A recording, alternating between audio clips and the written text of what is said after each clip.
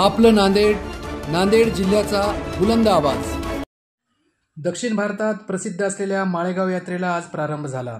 दुपारी श्री खंडोबाची देवस्वारी निघाली। येळकोट येळकोट जय मल्हारच्या गजरात बेल भंडारा खोबऱ्याची उधळण करीत लाखो भाविकांनी देवस्वारीचे दर्शन घेतले। माळेगाव येथील श्री खंडोबाच्या यात्रेस पारंपरिक पद्धतीने सुरुवात झाल्यानंतर मुख्य रस्त्याने देवस्वारी निघाली। देवस्वारीचे विश्रामगृह येथे आगमन झाले होते। यावेळीच्या पालखी दर्शनाला राज्याचे सहकार मंत्री बाबासाहेब पाटील यांची उपस्थिती होती। त्यांच्यासोबत लोहा कंधार मतदारसंघाचे कर्तव्यदक्ष आमदार प्रतापराव पाटील चिखलीकर, आमदार आनंदराव पाटील बोंढारकर, जिल्हा परिषदेच्या मुख्य कार्यकारी अधिकारी संदीप माळोदे, जिल्हा ग्रामीण प्रकल्प संचालक संजय तुपालके यांच्यासह अनेक अधिकाऱ्यांची उपस्थिती होती। या पालखीचे मानकरी गणपतराव मल्हारराव नाईक रिसनगावकर, गोविंदराव नागेशराव महाजन कुरुळा, व्यंकटराव मारुतराव पांडागळे शिराढोण, खुशालराव भगवानराव भोशीकर पानभोशी व गोविंदराव बाबाराव नाईकवाडे पानभोशी, पांडुरंग नारायण पाटील माळेगाव, मल्हारी रावसाहेब पाटील माळेगाव, विजयकुमार शंकरराव कनकदंडे आष्टूर, अंबादास खंडेराव जहागीरदार माळेगाव यांचा देवस्थानच्या वतीने मानाचा फेटा बांधून गौरव करण्यात आला।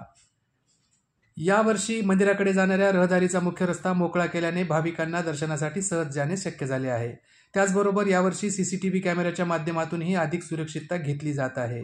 तसेच प्लॅस्टिक मुक्त व कचरा मुक्त होण्याच्या दृष्टीने जिल्हा परिषदेने उत्तम नियोजन केलेले आहे। पार्किंगची व्यवस्था, सुरक्षा व्यवस्था याबाबत योग्य ती खबरदारी घेण्यात आली आहे।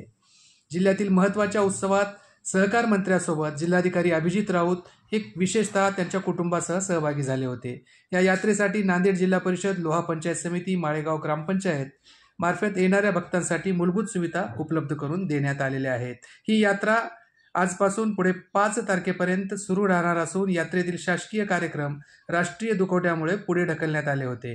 2 जानेवारीपासून कार्यक्रमाची सुरुवात होणार आहे। देशभरातील भाविक या ठिकाणी पुढील काळात येणार असून पशुधनाचा मोठा बाजार या ठिकाणी या कालावधीमध्ये सुरू राहतो। 2 जानेवारीला लावणी महोत्सव आयोजित करण्यात आला असून महाराष्ट्रातील अनेक सुप्रसिद्ध कलाकार या ठिकाणी आपली कला सादर करणार आहेत।